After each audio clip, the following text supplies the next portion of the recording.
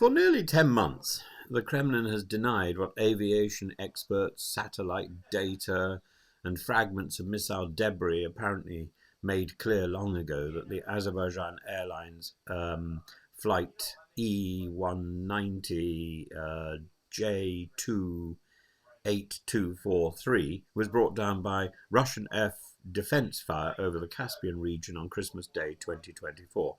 Now, at last, Vladimir Putin has publicly admitted that Russia's own missiles were responsible for that catastrophe. And the acknowledgement came during a meeting in Dushanbe with Azerbaijan's President Ilham Aliyev, marking the first direct communication between the two leaders since the disaster. Putin described the tragedy as a product of several factors: the presence of Ukrainian drones in the air, a malfunction in Russia's air defense system, and the accidental detonation of two missiles close to the plane. According to him, the missiles self-destructed roughly 10 meters away, sending fragments through the fuselage and causing the aircraft to lose control. He promised compensation to the victims' families and legal scrutiny to those responsible.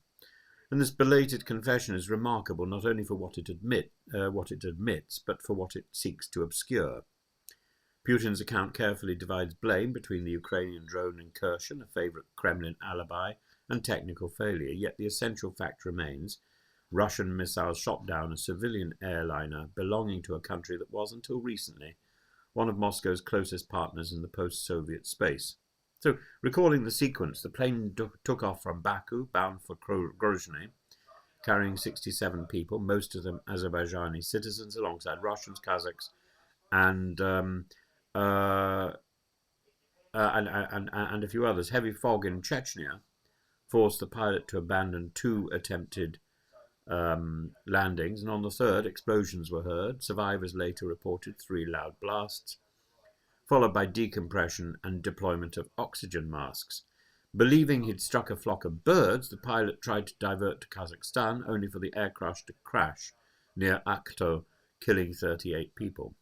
For months, Moscow clung to improbable explanations: oxygen cylinder explosion, pilot error, so on, while evidence accumulated of missile damage. Kazakhstan's Transport Ministry released photographs of shrapnel punctures across the fuselage and confirmed loss of hydraulic control because of external interference. Recovered debris included identifiable fragments of a Russian Panzer S missile, the same system used to shoot down drones in the North Caucasus.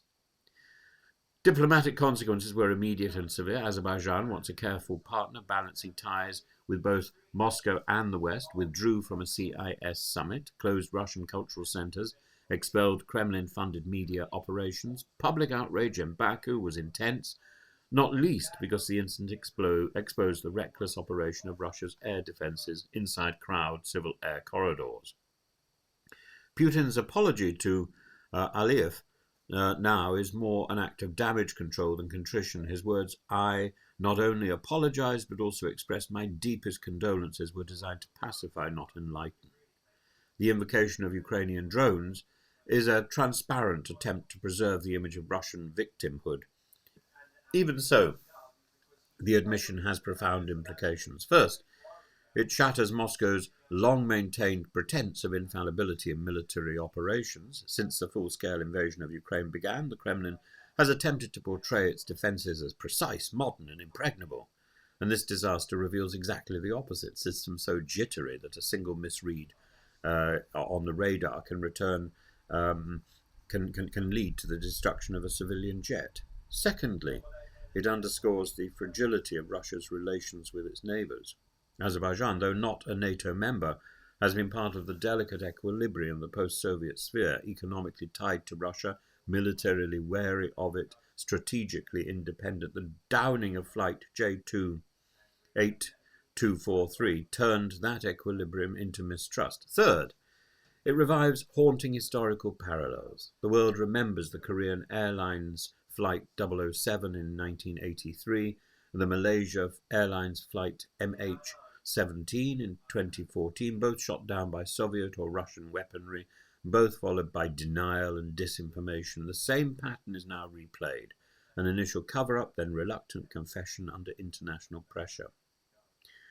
Politically, Putin's statement is an attempt to draw a line under a diplomatic scandal that risked isolating Russia even further in the Caucasus.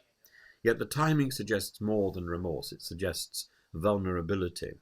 With his forces faltering in Ukraine, economic pressures mounting, Putin cannot afford a rift with Aliyev, whose country controls vital energy routes through the Caspian and into Europe.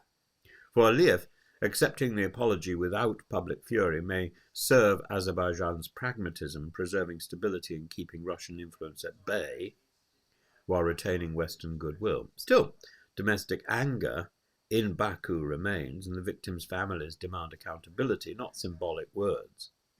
Ultimately, Putin's admission is both extraordinary and hollow. It confirms what the world already knew, that Russian militarism operating under pressure and paranoia is a threat not only to Ukraine, but to civilian life across the region.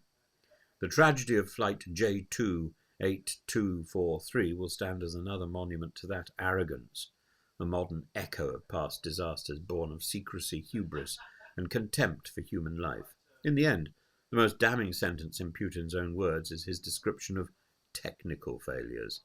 For all his efforts to disguise moral culpability as mechanical error, the truth remains that the system failed because of the political systems that built it, one governed by fear, deceit, and the habitual destruction of inconvenient facts.